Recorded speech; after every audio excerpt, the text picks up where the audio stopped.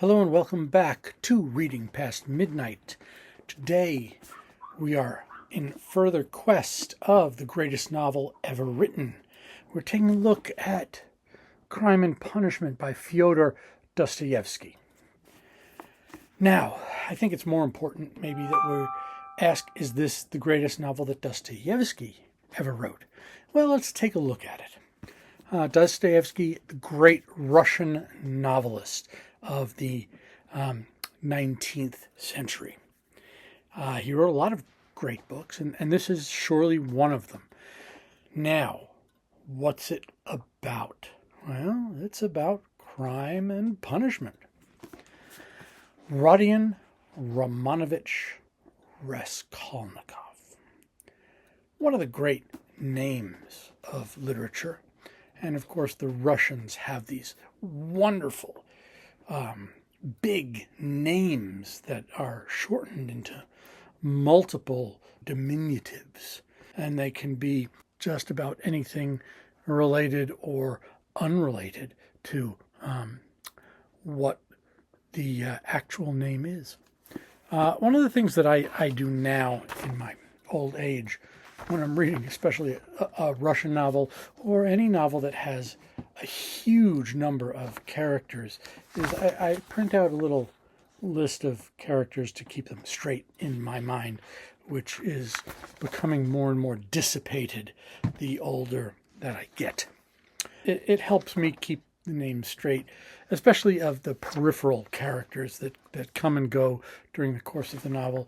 If I put it down for a few days and somebody pops in from earlier in the novel, I don't remember necessarily who they are by name, and something like this aids. I can take a look and say, oh yeah, that's who that was. If you're the type of reader that picks up and reads for 2 hours every night, you might not have that problem. If you're the type of reader like me that has to put down a book for several days, it's really handy to have a little list like that. And sometimes an edition of a novel will have that at the beginning or at the end to facilitate reading. And sometimes novels only have a small handful of characters, and that makes it easy to keep track of. Well, sometimes the ones that are easy to keep track of are less interesting, or they're relatively short and they don't require a list like that. If you're here and you like this type of content, please hit the like, and if you haven't yet, please hit the subscribe. Probably not a surprise to you, but there's a murder in this. Now, it takes place early in the novel. Book 1 of 6 is where it takes place, and it's not giving anything away. When we first meet Rodion Romanovich Raskolnikov, he is contemplating the murder, and he is going to carry it out. The rest of the novel is dealing with the idea of punishment. But the main thing that Dostoevsky is getting at is the philosophical idea which is taking hold in Europe at this time amongst certain intelligentsia. And it is an idea that is codified a little later on by Nietzsche. The idea of, as Nietzsche phrases it, the Übermensch, the idea of a person that is superior to everyone else. And it might not be just one man, it might be a group of people who are morally above the law and should be, because they are, better is not quite the right word, but they are superior. The idea that a king was divinely appointed to his kingdom, or that a pope should be above the law because God put him on in the papacy, or God put the king on his throne.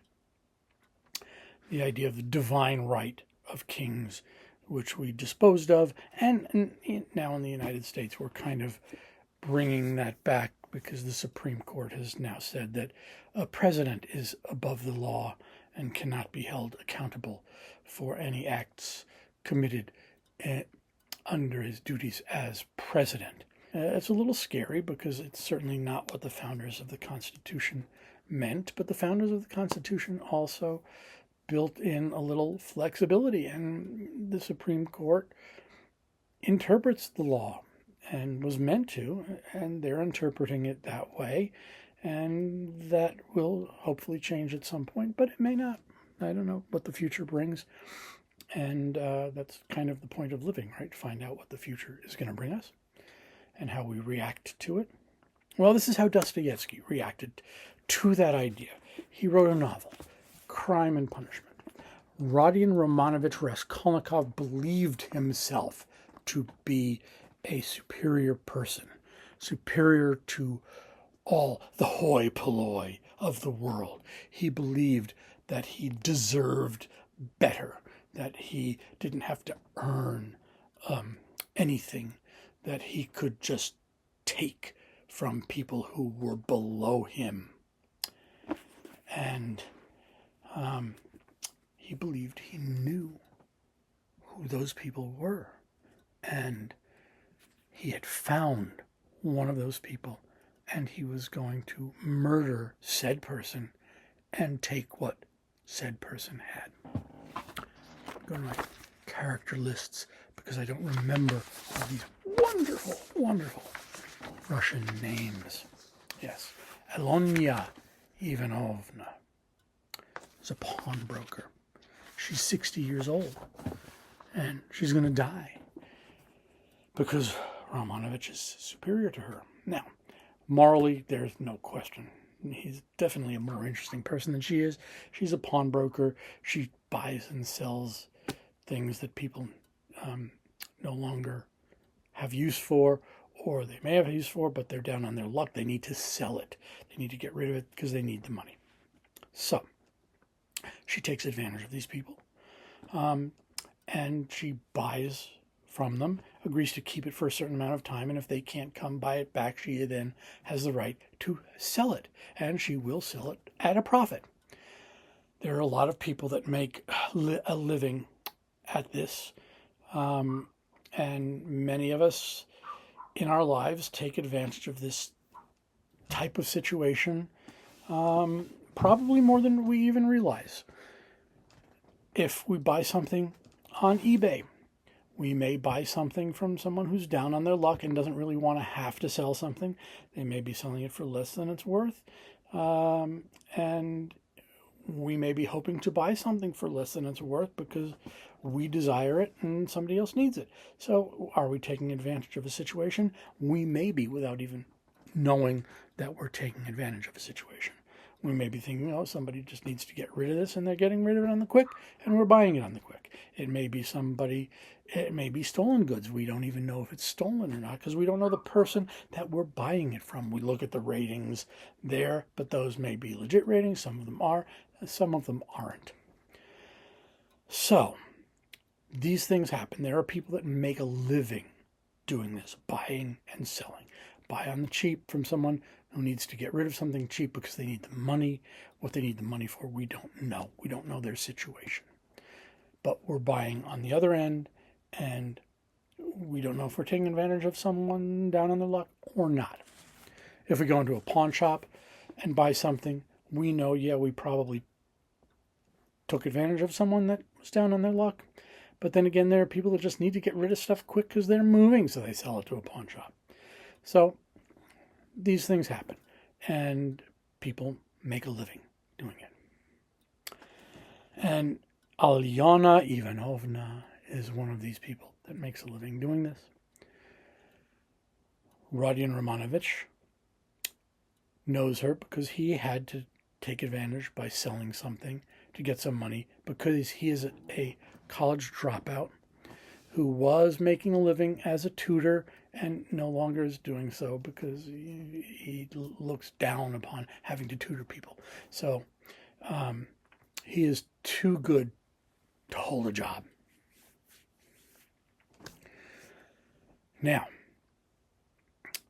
he looks at Ivanovna as someone who's taking advantage of people, and she is clearly not as good a person as he is. So he doesn't really have any qualms about killing her and taking her money. So he works out a fairly elaborate plan. And it's not all that elaborate. He's going to go in, he's going to kill her, he's going to take her stuff, and take her money. She has a younger sister, a much younger sister, who we would call disabled. She's got a mental disability. Low IQ. We don't know why, but she's a kindly person. And she manages to eke out a little bit of a living mending people's clothing and taking care of people's clothing. And everybody likes her.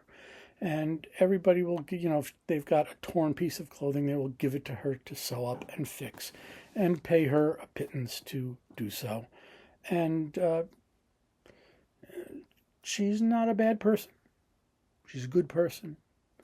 And she lives with her sister, who kind of is mean to her. And maybe, we don't really get too much insight into that relationship. We get a feeling that the older sister is taking advantage maybe of the younger sister. But at the same time, she's looking after her younger sister. So I kind of think we can't really judge the situation. Rodion Romanovich Raskolnikov recognizes the situation that there's a good person and there's a bad person. He breaks them down into two categories. So he goes about planning the murder to take place when the good person is not there. And you kind of get a sense that maybe there is some sort of decency in Raskolnikov for doing this, because he doesn't want to hurt someone who, in his mind, is not a bad person. He kind of differentiates. So there is some morality to him. And even in the beginning, we kind of get this sense from him that he's not an all bad person. So he goes about executing his plan. And he has gone and scoped out the apartment by coming up with an item to pawn. And he sets an appointment to go back to pawn something else and tells her that he's going to be coming back. So he arrives back and kind of pushes his way into the apartment. And he kills the old woman. Rummages around, finds the money, finds the things he wants. And then, unfortunately, the younger sister shows up and spoils his plan. Discovers the body, and he has to kill her. There's no way around it. Now, I'm not going to get into what takes place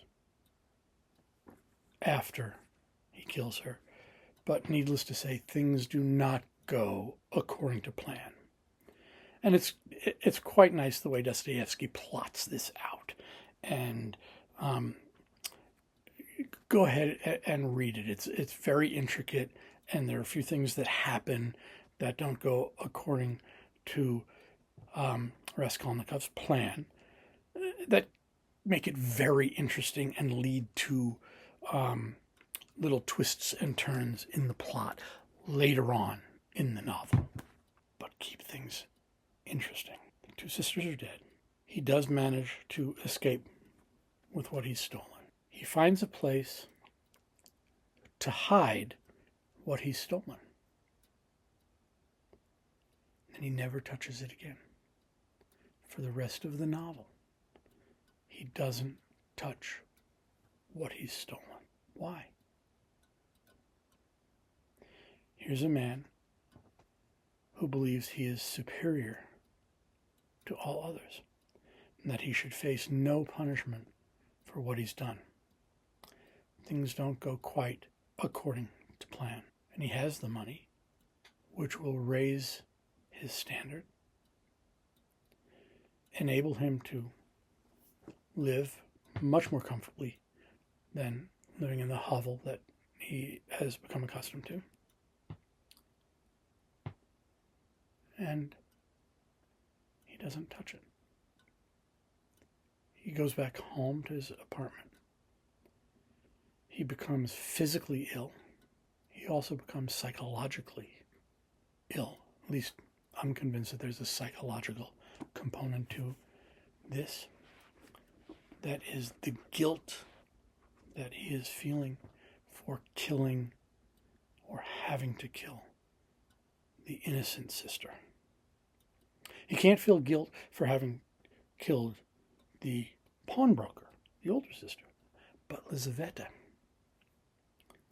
is innocent. She's innocent of everything. She's mentally deficient, and in that sense is a true innocent.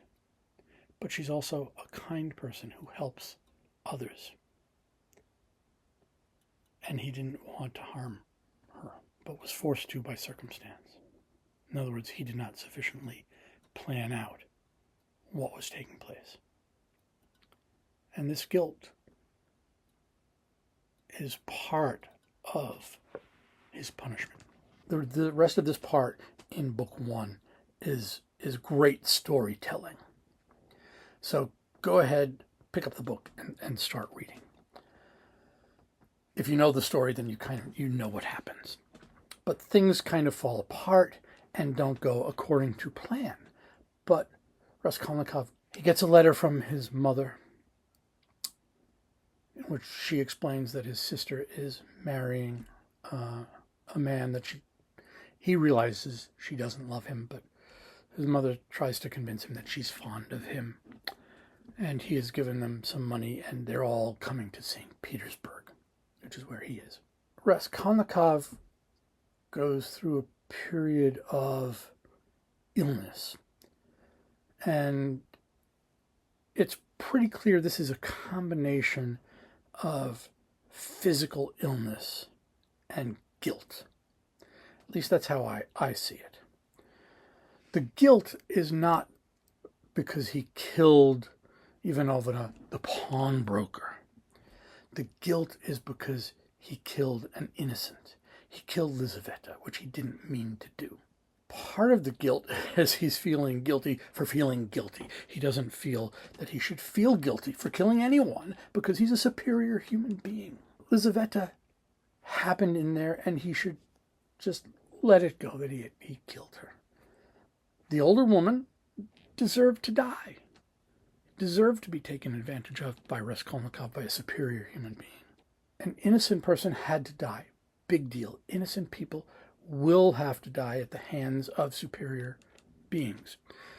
And in the philosophical movement, in the idea of the Übermensch, innocent people are going to die. Who cares, right? Well, Dostoevsky cares. Clearly, he cares that innocent people will die. And that's kind of the point, that's part of the point that he's trying to make here with the novel, is that these philosophical movements take place and they don't really care about anyone. They don't care about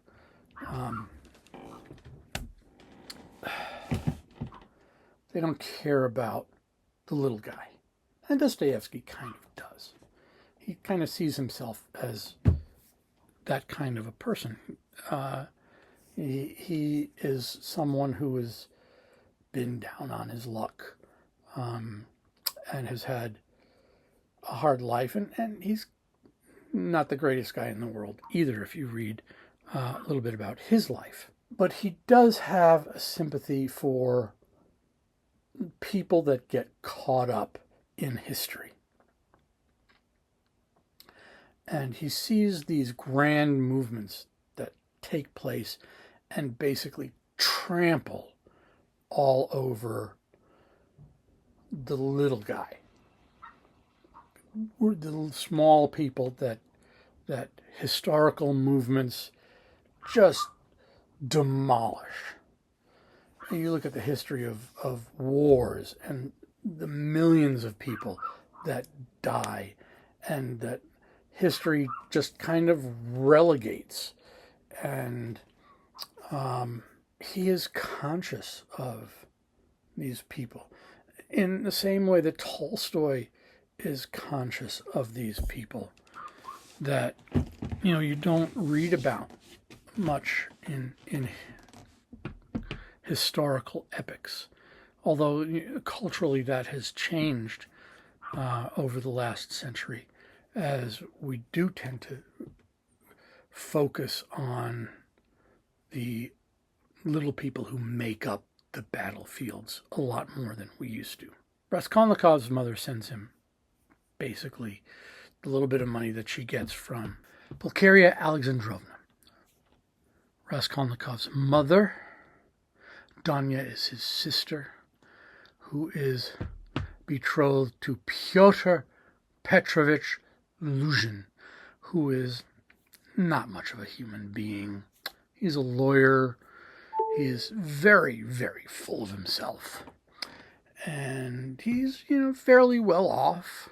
So he's given them some money to come to Petersburg. And he goes there ahead of them.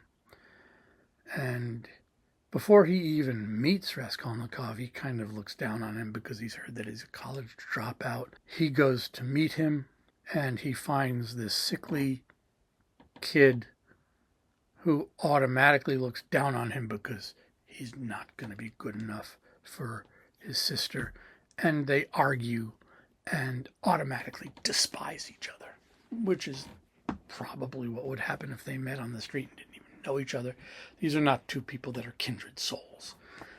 So Raskolnikov immediately looks down on this man who is too old for his sister and certainly can't possibly love her, and is someone who would like a younger bride and does have the money to take care of her and take care of him, and clearly feels that his sister is marrying in order to take care of him and should not do so, which is at least a positive thing for Raskolnikov to think. Doesn't want his sister to marry to take care of him. Kudos for him. They fight. From the beginning that they're never going to make up. And his mother and his sister are coming. Mother sends him some money to help him get things set up for them to come. He's sick. What does he do? Goes out and goes for a drink. Well, what else are you going to do if you're sick, right? You're sick. You murdered someone. What are you going to do? You go get a drink. It's what I would do, right? Actually, no, I'm not a good patient. I'm going to go curl up in bed and whine and complain until I start feeling. Raskolnikov goes out. And who does he meet? He meets Marmeladov, who is a former clerk, civil servant, who can no longer be a civil servant because he's drunk all the time. Raskolnikov buys him a drink, recognizes a kind of a kindred spirit, listens to his spiel about how miserable he is and how poorly he treats his wife, his daughter from his first marriage, and his children because he's drunk all the time. Not that he's going to do anything about it. He does give him a little bit of regaling of how once upon a time he was not so drunk and he was a decent human being, but he no longer is, and he knows that he is. And Raskolnikov feels bad for him, decides that at some point he's going to do something for him. So Raskolnikov manages to take him to his wife, who sees that he's dead drunk, yells at Raskolnikov for getting him drunk. Raskolnikov doesn't, just basically lets it fly over his head, and runs into him a day or two later, getting drunk, and goes about bringing him back to his house again, where he dies. Raskolnikov meets his daughter Sonia from his first marriage. He gives every penny he has to Katerina Ivanova, Marmeladov's wife, to pay for the funeral. He doesn't know what else to do. He can pay for the funeral of this man who kind of became a friend here at the end of his life. What does Katerina do? She throws a party because what else are you going to do? Your husband died. He was once a decent man. He's no longer a decent man. So she takes this little newfound money and throws a party. Sonia, who is a girl of ill repute, because that's the only thing she can do to earn a living, takes a liking to Raskolnikov for helping her family. Sonia in the story is a true angel. She decides that come what may, she is going to stick by Raskolnikov's side, and she does. In the meantime, Mom and sister show up. Future husband-to-be forbids them to have anything to do with Raskolnikov. Raskolnikov forbids them to have anything to do with future husband. The police question everybody about who killed this woman and her sister. Raskolnikov's guilt consumes him.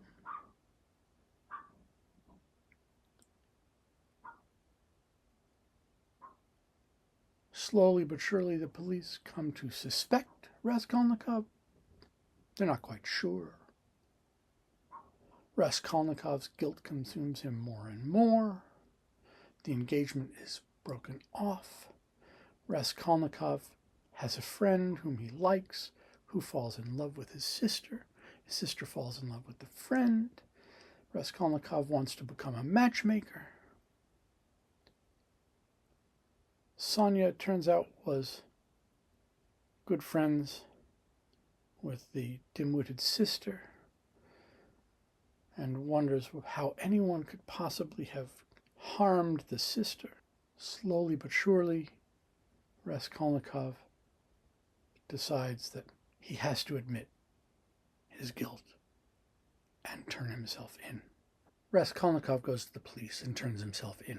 The judge who sentences him looks at the extenuating circumstances, looks at the fact that he gave his last pennies to Katerina Ivanovna for the funeral of her husband, looks at the fact that he never spent a dime of the money that he took, looks at other various good deeds, and the fact that he turned himself in. And instead of sentencing him to the 20 years of hard labor in Siberia that he should have been sentenced to, sentences him to 8 years. Sonia goes with him. Sonia is indeed his angel. When they are in Siberia, he faces the idea of himself as a superior human being and basically treats the other prisoners there with disdain, and none of them like him, which is understandable. If you think you're better than everybody else isn't going to like you because they don't think that you're better than them. And they all treat him very rudely, very badly, which is kind of normal, right?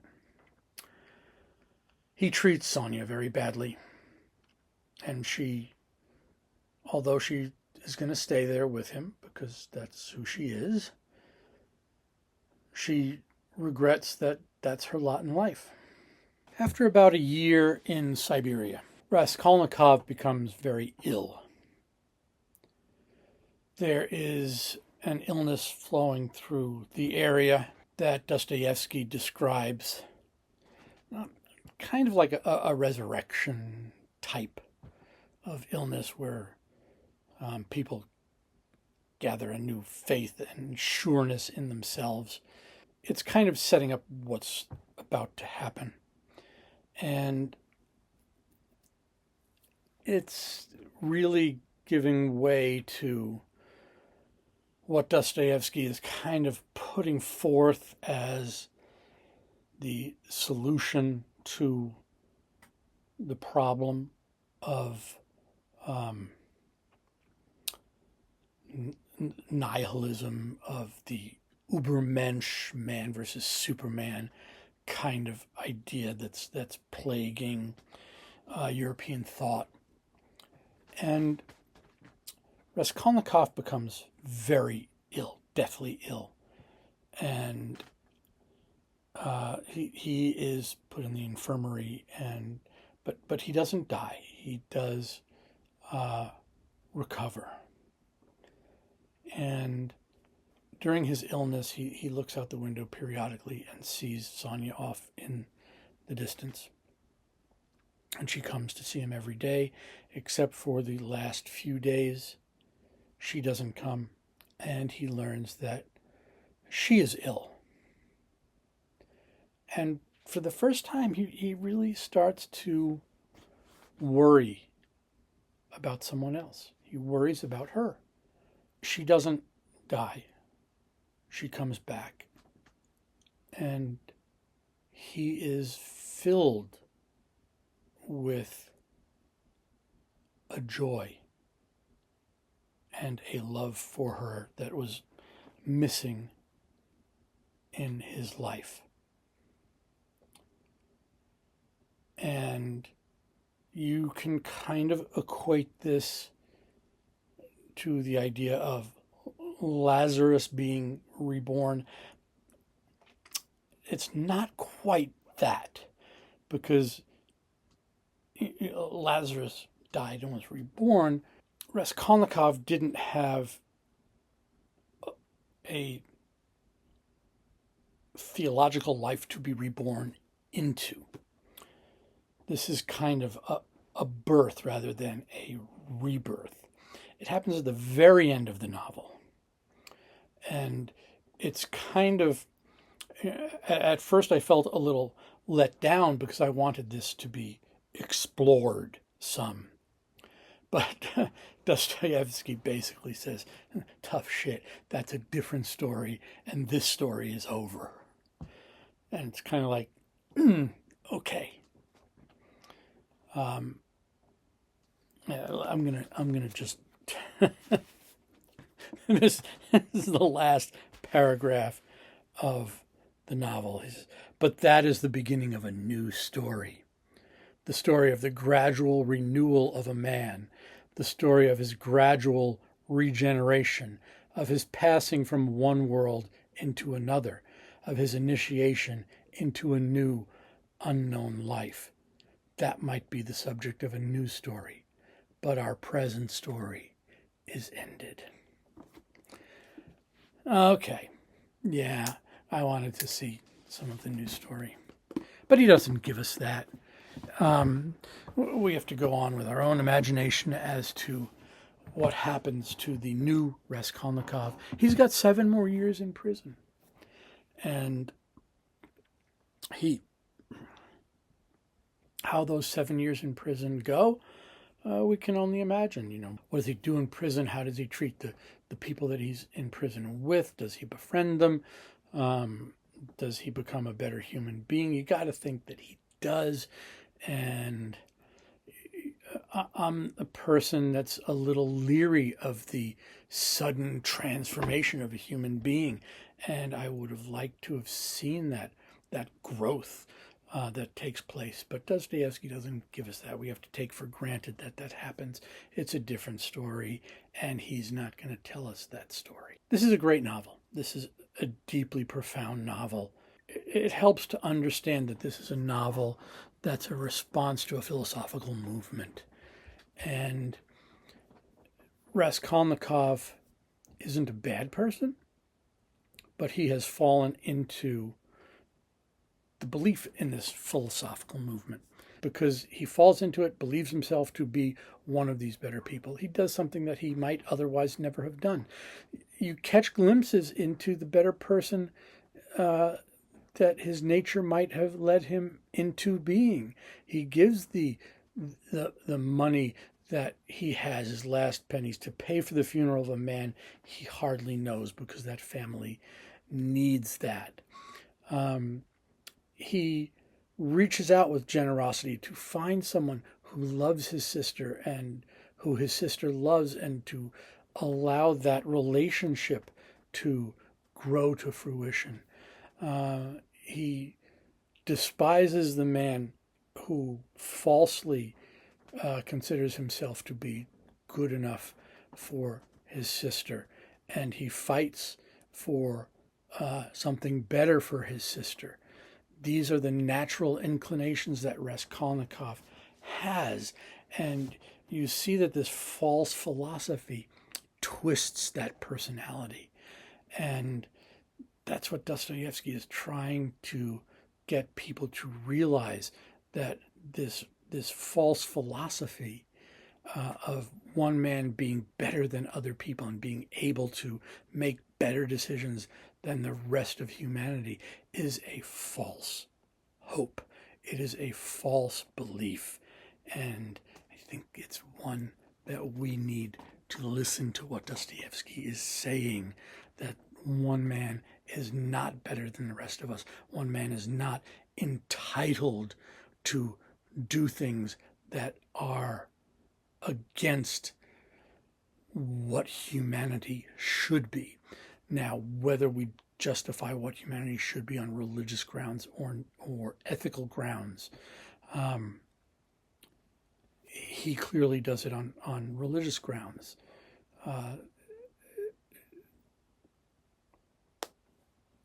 That's a conversation for another day. And I really wish that Dostoevsky would have written that novel. Maybe he did. Maybe it's in one of the novels that I haven't read yet. There's a lot here to parse. So, and also, if he wrote that in one of the other novels I haven't read, let me know and I will pick it up and read it immediately, because I'm looking for something like that.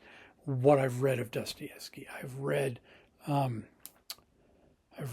Crime and Punishment, obviously. I've read the Brothers Karamazov, and I'm going to reread that again very soon in order to be able to discuss it here on this channel. I have read The Devils or The Possessed, depending on which translation you've read. It's got a different title. And that one was an easier read. It's not that complicated a story, but it's quite lengthy. And it's a fast-paced novel. And it's about the nihilistic movement that was becoming all the rave in Russia at the time. So if you like this content, please hit like and subscribe and help the algorithm.